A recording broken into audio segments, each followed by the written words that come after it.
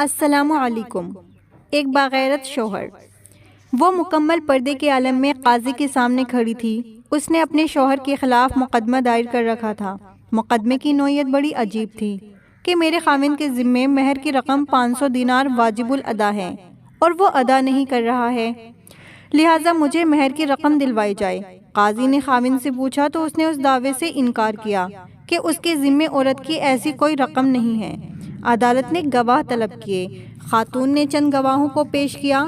گواہوں نے کہا کہ ہم اس خاتون کا چہرہ دیکھ کر ہی بتا سکتے ہیں کہ واقعی یہ وہی عورت ہے جس کی گواہی کے لیے ہم یہاں آئے ہیں، لہٰذا عورت سے کہا جائے کہ اپنے چہرے سے پردہ ہٹائے تاکہ ہم اس کی شناخت کر سکیں۔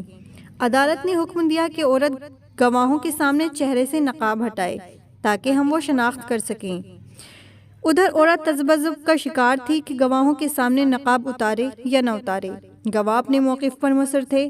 اچانک اس کے خاوند نے غیرت میں آ کر کہا، مجھے قطعاً یہ گوارا نہیں کہ کوئی نامحرم شخص میری بیوی کا چہرہ دیکھے، لہٰذا ان گواہوں کو چہرہ دیکھنے کی کوئی ضرورت نہیں ہے، اس کا مہر واقعی میرے ذمے ہے۔